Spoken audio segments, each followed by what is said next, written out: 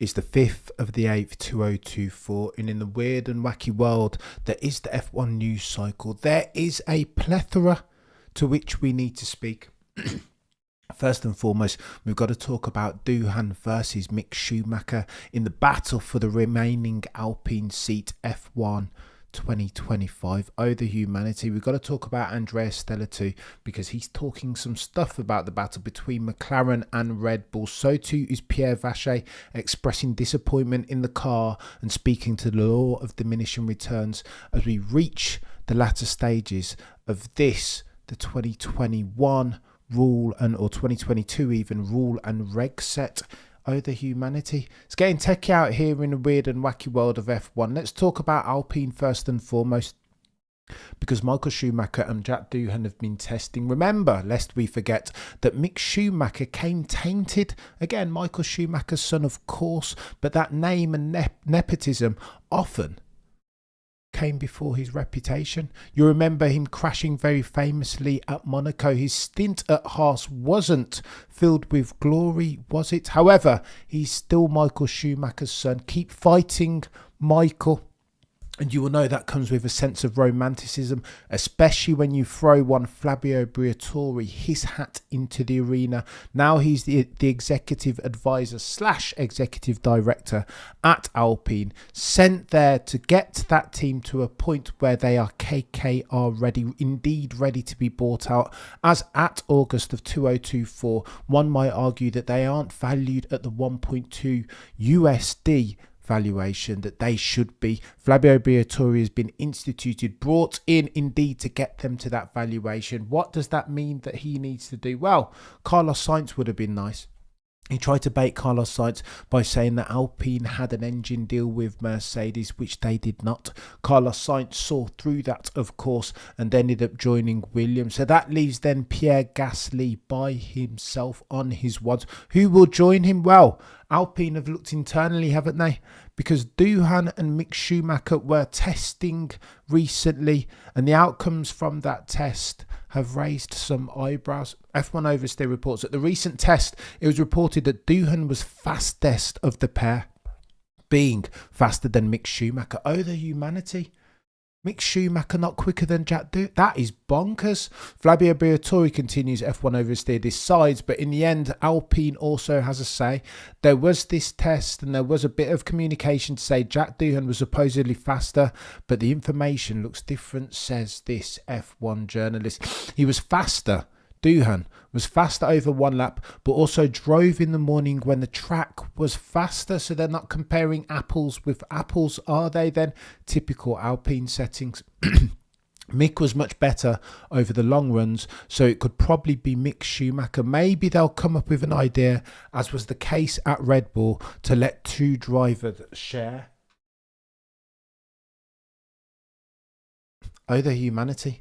It gets techier and techier. Share.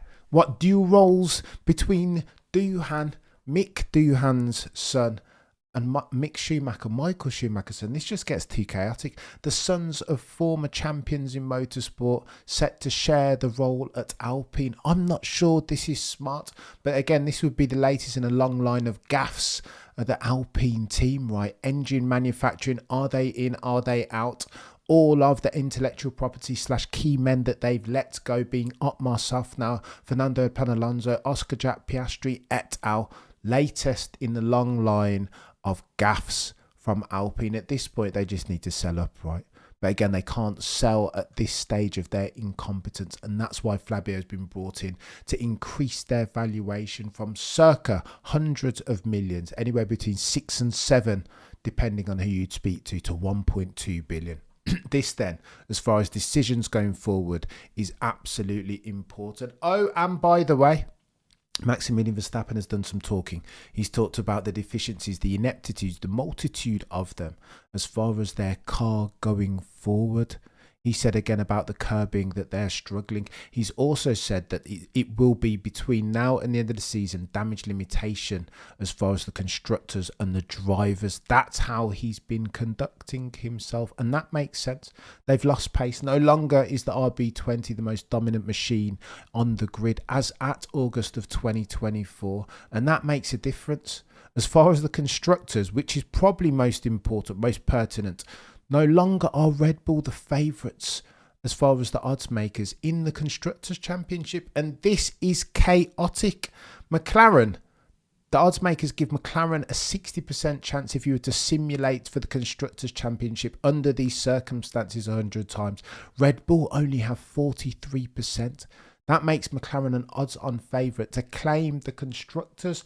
Oh, the humanity. Vote of no confidence for the bulls that are red, and in particular, the one that they call Checo Perez, formerly known as the Mexican Minister of Defence. Pierre Vacher has chimed in on this, by the way, saying that the RB20 failed to deliver what was expected in every area. Oh, the humanity. How are we here? Red Bull caving in, Jonathan Wheatley having left, Adrian Newey not long having left, Rob Marshall now contributing meaningfully to the McLaren piece.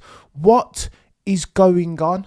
Red Bull indeed in real time are doing one of these. It's just Max Verstappen holding them up in terms of the Drivers' Championship. Oh, and by the way, Andrea Stella, the Pep Guardiola of Formula One, has chimed in. He says two different things. First, he said that McLaren, as far as their vehicular journey, are only 50% of the way there. Hence why in Sector 2 at the Belgian Grand Prix, they lacked for pace. They need to do more in high downforce areas, medium to high speed. That is the most frequently occurring type of turn on the calendar in F1 2024. They do well.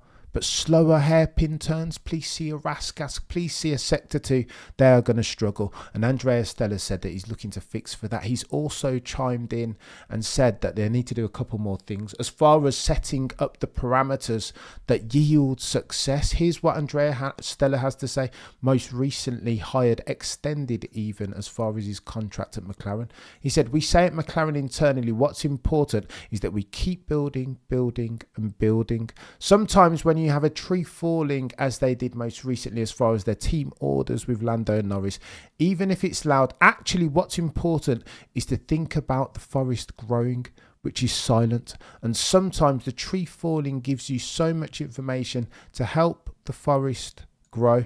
That's my takeaway from the Hungarian Grand Prix, which I share with you pretty openly, but that's a good reflection of the culture we have here at McLaren. Never find yourself preparing the flight plan as you fly. That's how he characterises what happened at the Hungarian ring. And indeed, the papaya-coloured car and team are looking to grow from that. Oh, the humanity that they find themselves favourites to win the Constructors' Championship. But that, of course, is an extrapolation of the most recent races. They have two killer drivers in Lando and Oscar who are going to score points at each and every single juncture. In stark contrast to the Bulls that are red, who have Maximilian Verstappen doing all the heavy lifting, but a recently extended Checo Perez, formerly known as the Mexican Minister of Defence, is struggling in real time. They've made a decision and they have to lie in that bed now, do they not? My story, and I'm sticking to it, but I digress.